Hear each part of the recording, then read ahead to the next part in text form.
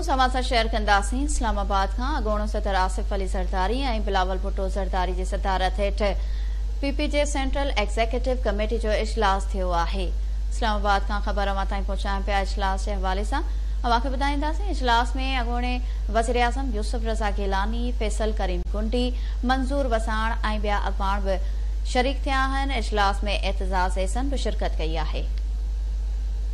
CEC इजलास में चइनी सूबनि आज़ाद कश्मीर ऐं गिलगित बल्तिस्तान जा नुमाइंदा बि शरीक थिया आहिनि। इजलास में मुल्की सियासी सूरत हाल समेत आम चूंडूं 90 ॾींहनि में कराइण बाबति गौर वीचार कयो वियो आहे। इस्लामाबाद खां ख़बर अवां ताईं पहुचायूं पिया।